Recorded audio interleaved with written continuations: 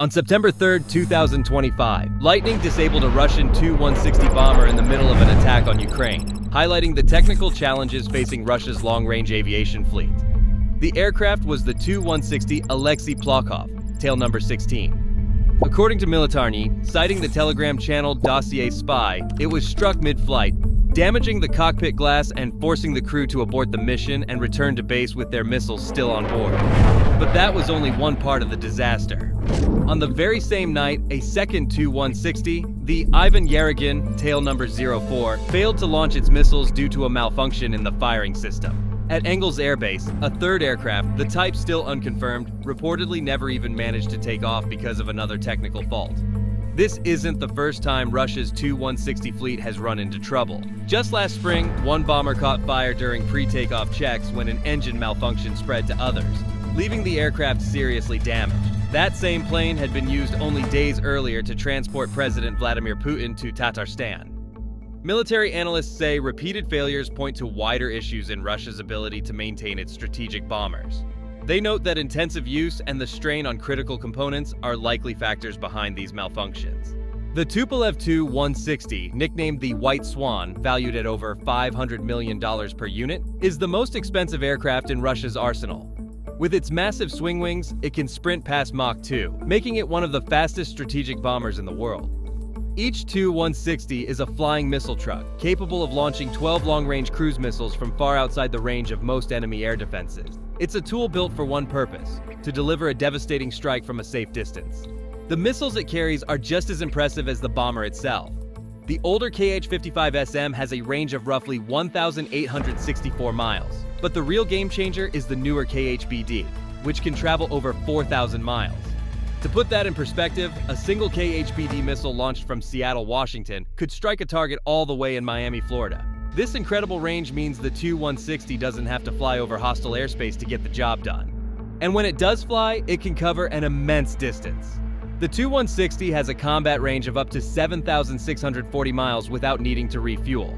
That's a truly intercontinental capability, a range that could take it from New York City all the way to Tokyo with more fuel to spare.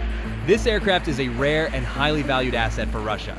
With a total production run of only around 36 aircraft and fewer than 20 estimated to be active at any given time, it is certainly not a mass-produced bomber like the B-52. This scarcity, combined with its unique capabilities as a high-speed strategic bomber, makes each individual airframe incredibly important to Russia's military, making the loss of just a single unit such a big deal. Since the full-scale invasion of Ukraine, these bombers have been at the heart of Russia's air assault, relentlessly striking targets across the country. In October 2022, Tu-160 jets launched a wave of mass cruise missile strikes that, according to Ukraine, hit about 30% of their national energy infrastructure in just 2 days. The attacks continued into late 2023, with the biggest air attack of the war at the time on December 29th, involving a massive barrage of missiles and drones. In late March 2024, Russia unleashed a series of attacks that, according to DTEK, Ukraine's largest private energy company, seriously damaged 5 of its 6 thermal power plants, wiping out an estimated 80% of its generation capacity. Just weeks later, on April 11th, the Trypilska plant, the main power source for the Kiev region, was completely destroyed. The relentless pressure from Russia's bomber fleet forced Ukraine to find a new way to fight back, and their answer was a bold and audacious plan: Operation Spiderweb.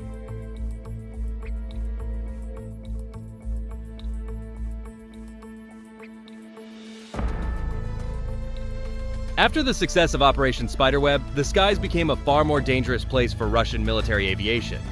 The series of losses in June and July of 2025 painted a clear picture.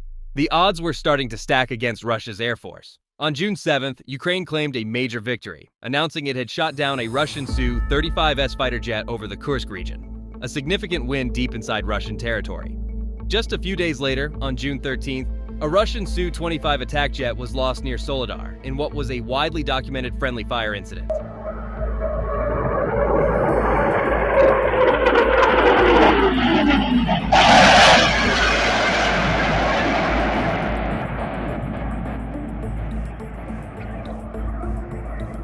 The footage of the wreckage and subsequent independent fact checks highlighted a breakdown in command and control, a sign of the chaos the conflict was causing for Russia's air operations.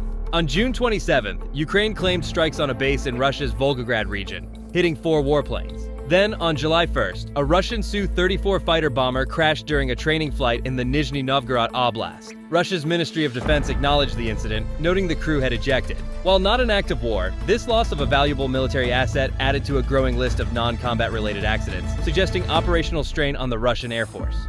The losses weren't confined to the front lines or even to military aircraft. On the 16th of July, a Russian Mi-8 helicopter went missing in the remote Khabarovsk Krai in the Far East, and was later found crashed with 5 reported fatalities.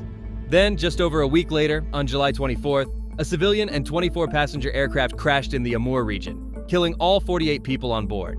While not directly linked to the war, these incidents added to a perception of a Russian aviation industry under pressure, facing a series of setbacks and tragedies that collectively showed a system in crisis. At the same time, Ukraine has been upgrading its own strike options, fitting MiG-29 jets with a home-built glide bomb kit known as a KAB.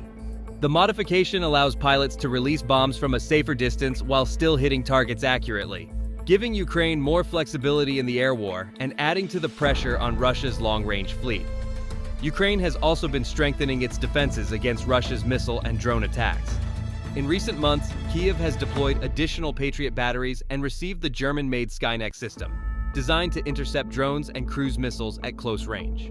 The government has also launched a new $6.2 million program to expand the use of interceptor drones, giving air defense units more flexibility in countering swarms of incoming threats. According to Reuters, Ukrainian commanders say these upgrades, combined with Western aid, have significantly improved their ability to shield cities and infrastructure, even as Russia continues its long-range strike campaign. These improvements are being reinforced through wider coordination with NATO. In early September, the NATO-Ukraine Council, a consultation platform created in 2023, met in Brussels to discuss responses to Russia's air attacks, with the session focused specifically on strengthening Ukraine's integrated air defenses. Meanwhile, Russian media sources were circulating claims about territorial gains. On September 3rd, several pro-Russian Telegram channels reported that Russian troops had taken full control of the city of Kupiansk in the Kherson region, releasing footage that appeared to show soldiers raising a flag. However, Ukraine's armed forces published their own video that contradicted the claim. The footage showed Russian personnel in civilian clothing attempting to plant a flag before being targeted by a Ukrainian drone strike. The strike eliminated the group, and the flag was seized. Ukrainian aerial reconnaissance units also continued targeting Russian positions.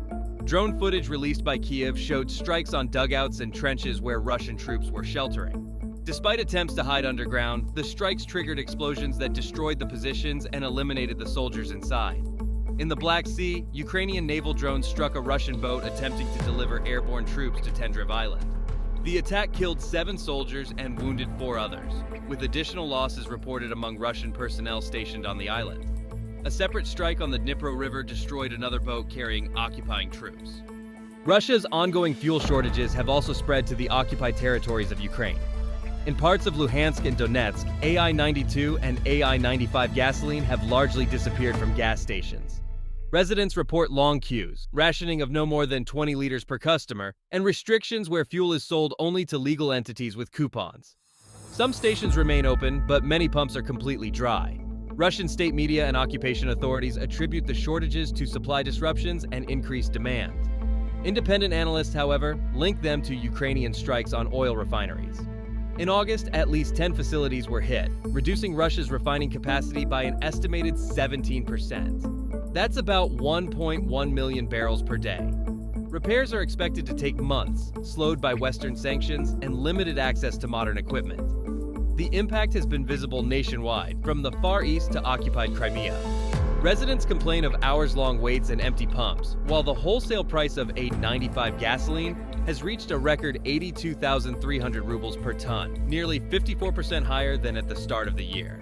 Moscow, for its part, has tried to adapt.